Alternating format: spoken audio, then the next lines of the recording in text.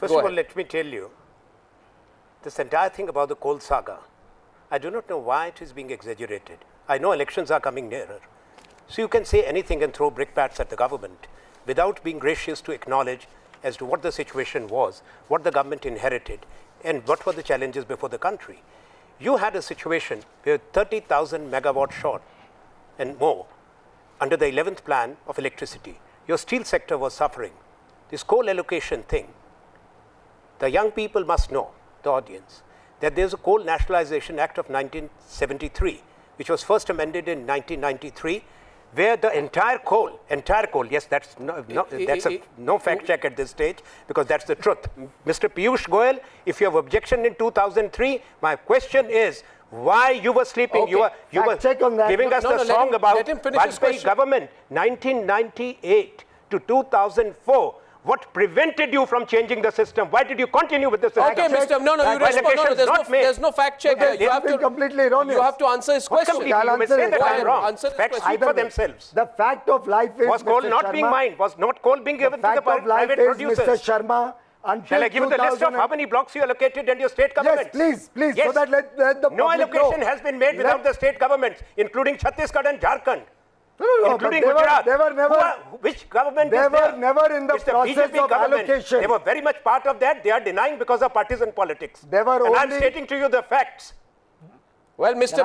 Sharma, you can deny. May I correct him on three things? Now, Mr. Piyush Goyal, before you correct, because I'd like to quote the court. So the court says that the most non-transparent procedure was adopted from 1993 to 2010, includes the 6 years of the NDA. The government cannot give largesse at its arbitrary discretion or sweet will. It is surprising to note that between 93 and 2004, no data was maintained by the Ministry of Coal in respect of the applications received. There you go. And only minutes of the screening committee held to consider the application of a particular company were made available. You speak of crony capitalism. May I correct your perspective? No, there's no perspective. I'm quoting the Supreme Court. You want to correct the perspective of the Supreme Court? You want to correct the perspective of the Supreme Court? I'm correcting the facts of the case. Well, you respond to me and to him, sir. Go ahead. At the outset, from 93 or 94, when your government started giving coal to the private sector, the earlier government, there was very little demand for coal because private sector power generation was not permitted. So up to 2003, when the Electricity Act was amended by the NDA to allow private sector to come in a bigger way. To put it simply, do you agree you were also part of the coal scam? There was no demand for coal, so we would have an application or two. No. They were being addressed. One second. Counter coming from Sitaram Yechuri coming in, please. No, I've not completed. No, he gives a fact check. But the rule of the debate is if somebody says fact check, then the person interrupts. He's allowed to interrupt. Sitaram Yechuri to Piyush Goyal. Sorry for interrupting you, but only the fact check is that the coal was nationalized in 1973. It was nationalized because there was demand for coal. And because the demand had to be regulated, it was nationalized. So don't give a wrong information that there was no demand for coal. I beg to disagree. Demand for coal was always there. And in order to regulate that, you nationalized it in 73. I'm sorry, the demand we are discussing is for power plants, which he just referred to. Yes. The power plants were not in the private sector. They were all in government. 2003, the Electricity Act got amended. And the CAG report talks about the coal secretary, bringing out the fact that after August 2004, the demand for coal went up because the number of applications increased. I think up to 2004, hardly 2 billion tons of coal were allocated from 2006 to 9. I think it was the BJP which said. I think it was the BJP which said. I think it was a person called Piyush Goyal who said that corruption is corruption, whether it is 1 rupee or 1 crore or 10,000 crores. So whether it's 1 coal block or 10 coal blocks or 10,000 coal blocks, we are talking about a process. No, it doesn't matter you allocated. It doesn't matter that you allocated fewer coal blocks. The fact that you did, and you did it in a non-transparent, arbitrary manner. Not at all. It was, as he said, the process, but there was no demand. Therefore, if 1 or 2 parties came forward, they would get the coal. We're going to have another show of hands in a minute. But my question. We have one more counter question. And that's coming in from the left. I thought you were almost on his side. No. Why should I be? I mean, that's why I'm out. You put me on this side. I'm to Arnab's, but remember, I'm to Arnab's right, but to your left. Okay. So you keep that in. Put your question briefly. We are going to have a show of hands. And the question will be, has Mr. Anand Sharma, through his aggression, been able to win over any of you? Because the vote is going to happen in a minute. You want to take No, the no, vote? one second. No, we are going to take a vote after your counter question. Okay. My contribution has got two aspects. Okay, Mr. Yechuri to Piyush Goyal. One, Mr. Piyush Goyal said that Mr. Vajpayee sacrificed his government. He did not want to compromise because of coalition politics, and therefore he showed a certain adherence to principles, if I followed you rightly. Remember, in 1998, Mr. Vajpayee-led NDA fell because one of the parties that was supporting you, part of your alliance, withdrew the support. Correct. Yeah. It had nothing to do with corruption. Yeah. It had nothing to do with all this. So don't take the moral high to say that he withstood that and therefore sacrificed the government and therefore went for a re-election. Right. The re-election happened because the AIDMK withdrew the support.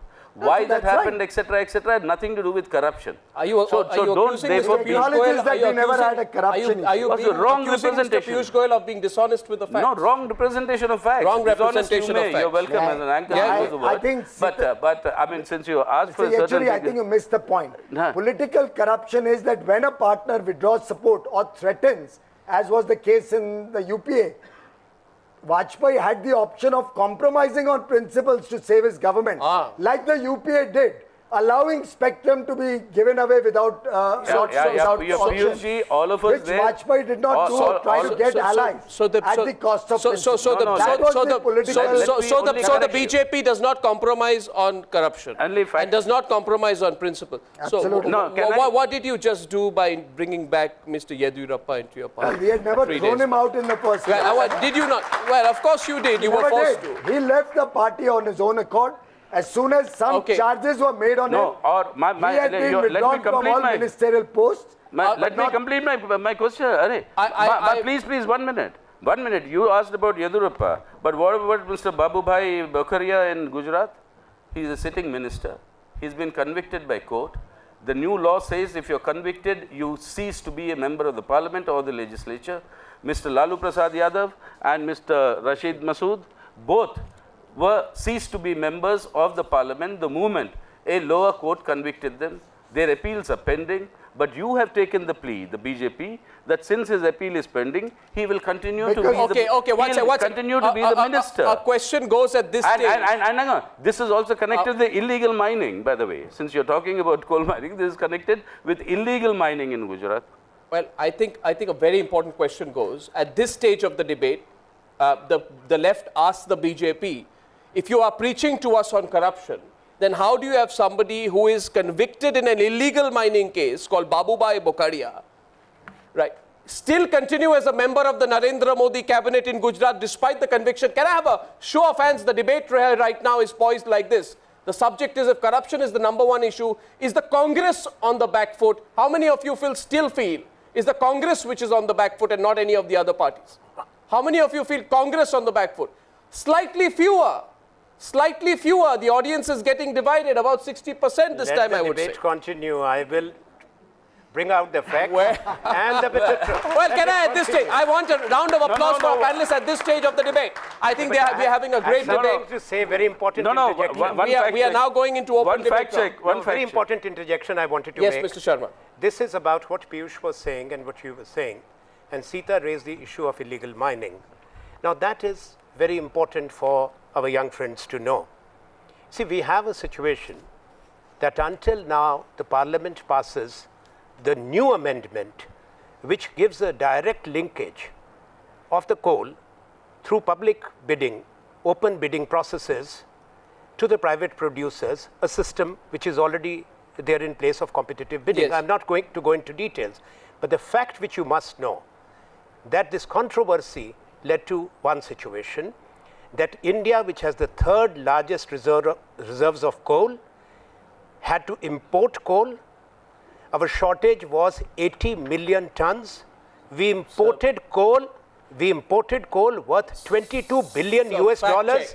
22 billion US dollars. I am the Commerce Minister, I know my numbers. This is a fact 22 billion. 22 billion worth of coal was imported by India. That's a fact because we could not mine our own coal. I know you have a very experienced Commerce Minister of India, Mr. Sharma, but the fact is that you can check your facts on this. How many of the people who were allocated coal blocks actually did what they were supposed to do, harness the natural resources of the land? And why should the people of this country pay for a bunch of fraudsters who carry out this fraud on the nation by getting crony capitalism to be their instrument to get coal blocks and not act on it? I'm now opening up for debate. We should go back to the question to the BJP at this stage of the debate. At this stage of the debate, we are going into open debate round. The question is to the BJP, and I put this question following up from Sitaram Yechuri. You accuse the UPA of shielding corrupt ministers. Your prime ministerial candidate's cabinet, is it true that your prime ministerial candidate's cabinet has one minister who is convicted in an illegal mining case and another minister who is a direct accused in a 400 crore fishery scam? Is there any truth in what Sitaram Yechuri said, or is he manufacturing facts? Mr. Piyush Goyal, no, you may respond to him. He has made certain allegations. Are they factually incorrect? They are both factually incorrect. Factually incorrect? They are in the courts. They are under appeal, and we will wait for the last word to be said. My point is not that they are not under appeal. My point is that the new law as laid down by the court, which the Election Commission has said must be implemented, because of which when a conviction happened at a lower court, notwithstanding the appeal that is still standing as far as Mr. Lalu Prasad Yadav is concerned, as far as Mr. Rashid Masood is concerned, both of them have been expelled from the parliament because of that conviction. Well, the same law, why doesn't it apply for a sitting minister in Gujarat? Mr. Sharma also wants to add into that. Piyush Goyal, is the point. You are on the back foot on this one, Anand Sharma. No, I like Piyush as a person. And he has a bright future, long way to go. He's much younger than Sita and me. Piyush, I know that you are representing BJP. Don't be in denial. The conviction is a conviction by a court of law. And the continuation is illegal, ultra-virus of law. Well, I think we are waiting for the last word to be said on both the cases. These are old appeals which are pending before the new law. And I don't think they come under the category under which you are expecting. No, Mr. Piyush Goyal, did you wait for the last word in the case of Kalmadi? Did you wait for the last word in the case of Shashi Tharoor? Did you wait for the last word in the case of Mr. A. Raja? No, did you wait for the last word in the Devasys Row case? No. Did you wait for the last word in the Adarsh case? Did you wait for the last word in the case of Ashok Chavan? No, we have not waited. Did you wait for the last word in the case of the charges that you made against the former Congress Chief Minister? I am listing out your argument to yourself, Mr. Piyush Goyal. On this one, would you concede that Narendra Modi should have sacked these people a long while back from his cabinet, and is not doing so puts the BJP on the back foot? You still have time between now and the general election. I don't think so. In the whole state of Gujarat, we don't think so. We have seen governance at its best. So you can ask for counter. That question is, what is sauce for the goose is sauce for the gander. Well, whatever our opinion of Mr. Lalu Prasad Yadav is or Mr. Rashid Masood is, if a lower court has convicted them and they had to leave their seats in the parliament, if the same lower court has convicted them, the process of law is still on in those two cases. It is still on in your case of the minister. How is that law not being applied? How is it not being applied in Gujarat? Like many other, including in your from the CPM, you can't have one rule for you can't have one rule for corruption in New Delhi and one rule for corruption in Gandhinagar, Mr. Piyush Goyal. Counter question, I can see the Congress party is relishing this moment. Isn't Mr. Anand Sharma relishing this moment? And I'd say to Mr. Anand Sharma, he's enjoying this debate, and I have not had him on a debate for a long time. I think he should come more on our debates. Mr. Anand Sharma relishing the moment. By the way, I am also relishing the moment because I have a counter question for you in a minute. But you can enjoy the moment while it lasts. No issue. Mr. Sharma, and your counter question to Piyush Goyal. No, mine is a very limited one. To what he just said, I can understand his eagerness to portray Mr. Narendra Modi as the most honest, as the most principled, upholder of the morality and the values of this country. He's expected to say that.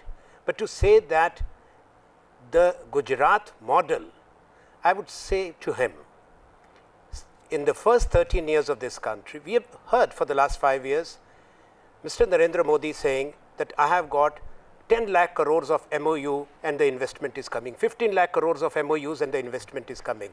Now, the RBI published data, which is as per the regional RBI officers, in the first 12 years of this century, 2000 to 2012, the total FDI into India which has come in.